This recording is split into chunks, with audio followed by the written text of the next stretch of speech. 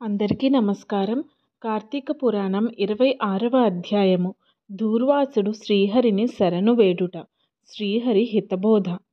అత్రి మహాముని అగస్త్యునితో దూర్వాసుని కోపము వల్ల కలిగిన ప్రమాదమును తెలిపి మిగిలిన వృత్తాంతమును ఇట్లా తెలియచేశారు.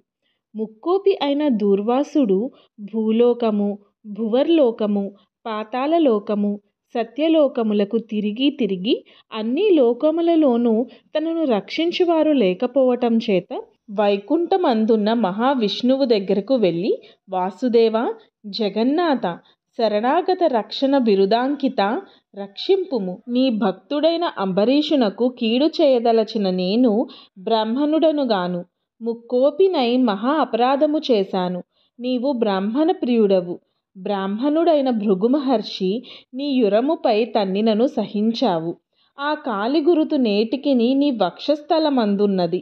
ప్రశాంత మనస్కుడవై అతనిని రక్షించినట్లే కోపముతో నీ భక్తునికి శాపమిచ్చిన నన్ను కూడా రక్షింపుము. శ్రీహరి, నీ చక్రాయుధము నన్ను చంపవచ్చుచున్నది అని దూర్వాసుడు శ్రీమన్నారాయణ్ణి పరిపరి విధములా ప్రార్థించాడు. ఆ విధముగా దూర్వాసుడు అహంకారమును వదిలి తనను ప్రార్థించటం చూసి శ్రీహరి చిరునవ్వు నవ్వి, దూర్వాస, నీ మాటలు యథార్థములు. నీ వంటి తపోధనులు నాకు అత్యంత ప్రియులు. నీవు బ్రాహ్మణ రూపమున పుట్టిన రుద్రుడవు. నిన్ను చూసిన వారు 3 లోకములందు భయపడకుందురా. నేను త్రికరణములచే బ్రాహ్మణులకు మాత్రము ఎట్టి హింస కలిగించను. ప్రతి యుగమందును గో, దేవ, బ్రాహ్మణ సాధుజనంబులకు సంభవించే ఆపదలను పోగొట్టుటకు ఆయా పరిస్థితులకు తగిన రూపములు ధరించి దుష్ట శిక్షణ, శిష్ట రక్షణ గావింతును. నీవు ఆ కారణముగా అంబరీషుని శపించావు. నేను శత్రువుకైనను మనోవాక్కాయములందు కూడా కీడు తలపెట్టను. ఈ ప్రపంచమందుగల ప్రాణి సమూహము నా రూపముగానే చూస్తాను. అంబరీషుడు ధర్మయుక్తముగా ప్రజాపాలన చేస్తున్నాడు. కానీ అటువంటి నా భక్తుని నీవు అనేక విధములా దూషించావు. నీ ఎడమ పాదముతో తన్నావు. అతని ఇంటికి నీవు అతిథివై వచ్చి కూడా నేను వేళకు రాని ఎడల 12 గడియలు దాటకుండా భుజింపమని అంబరీషునకు చెప్పవైతివి. అతడు వ్రతభంగమునకు భయపడి నీ రాకకై చూసి మంచినీళ్లు మాత్రమే తాగాడు. అంతకంటే అతడు అపరాధము ఏమి చేశాడు? చాతుర్వర్ణముల వారికి భోజన నిషిద్ధ దినములందు కూడా జలపానము దాహశాంతికిని పవిత్రతకును చేయదగినదే కదా. జలపానమొనరించిన మాత్రమున నా భక్తుణ్ణి దూషించి శపించావు. అతడు వ్రతభంగమునకు భయపడి జలపానము చేసినాడు కానీ నిన్ను అవమానించుటకు చేయలేదే. నీవు మండిపడుతున్నా సరే బ్రతిమాలి నిన్ను శాంతింపచేయడానికి చూశాడు. ఎంత బతిమాలినను నీవు శాంతింపనందున నన్ను శరణు వేడాడు. నేనప్పుడు రాజు హృదయంలో ప్రవేశించాను. నీ శాపఫలము 10 జన్మలలో అనుభవిస్తానని పలికిన వాడిని నేనే. అతడు నీ వలన భయముచే నన్ను శరణు వేడుకున్నాడు. కానీ తన దేహము తాను తెలుసుకునే స్థితిలో లేడు.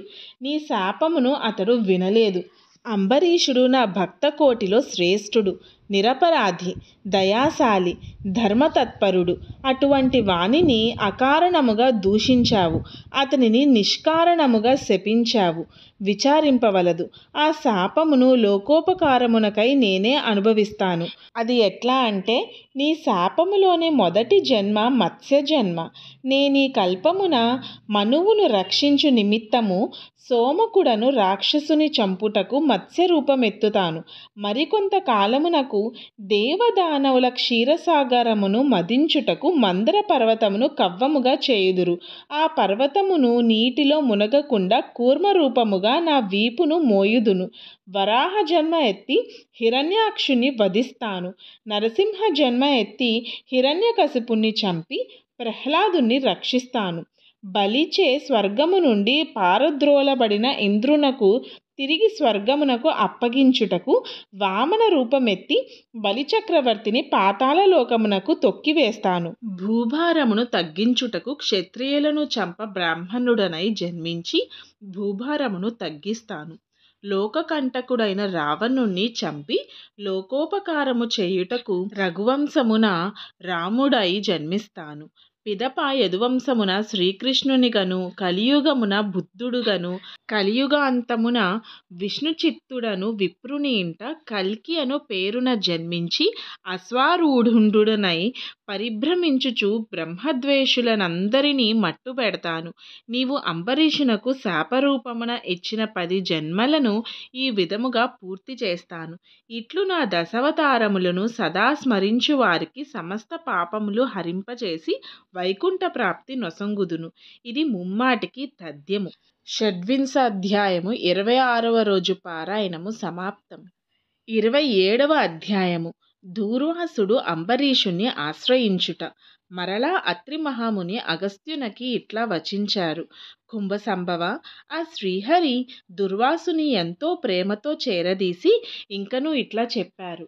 ఓ దుర్వాసముని, నీవు అంబరీషుని శపించిన విధముగా ఆ 10 జన్మలు నాకు సంతోషకరమైనవే. నేను అవతారములెత్తుట కష్టముగాదు. నీవు తపస్శాలివి. నీ మాటలకు విలువ ఇవ్వవలను కనుక అందులకు నేనంగీకరించాను.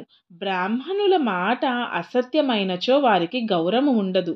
ఇట్లు భక్తులను కాపాడుట, అటు బ్రాహ్మణుల మాట తప్పకుండుట నా కర్తవ్యము. నీవు అంబరీషుని ఇంట భుజింపక వచ్చినందులకు అతడు చింతాక్రాంతుడై బ్రాహ్మణ పరివృతుడై ప్రయోపవేశమొనర్పనించినాడు. ఆ కారణము వలన విష్ణు చక్రము నిన్ను బాధింపబూనెను. ప్రజారక్షణమే రాజధర్మము గాని ప్రజాపీడనము కాదు. ఒక బ్రాహ్మణుడు దుష్టుడైనచో వానిని జ్ఞానులగు బ్రాహ్మణులే శిక్షింపవలను. ఒక విప్రుడు పాపి అయినా మరొక విప్రుడే దండించవలను. ధనుర్బాణములు ధరించి ముష్కరుడై యుద్ధమునకు వచ్చిన బ్రాహ్మణుణ్ణి తప్ప మరెవరిని ఎప్పుడూ దండించకూడదు. బ్రాహ్మణ యువకుని దండించుట కంటే పాతకము లేదు. విప్రుణ్ణి హింసించువాడును హింసింప చేయువాడును బ్రాహ్మణ హంతకులని న్యాయశాస్త్రములు ఘోషిస్తున్నాయి. బ్రాహ్మణుణ్ణి సిగబట్టి లాగినవాడును కాలితో తన్నినవాడును విప్రద్రవ్యమును హరించువాడును బ్రాహ్మణుణ్ణి గ్రామము నుండి తరిమినవాడును విప్ర పరిత్యాగమొనర్చిన వాడును బ్రహ్మహంతకులే అవుతారు. కనుక ఓ దూర్వాస మహర్షి, అంబరీషుడు నీ గురించి దూర్వాసుడు నా మూలన ప్రాణ సంకటం పొందుతున్నాడు, అయ్యో నేను బ్రాహ్మణ హంతకుడునయ్యాను అని పరితాపము పొందుతున్నాడు.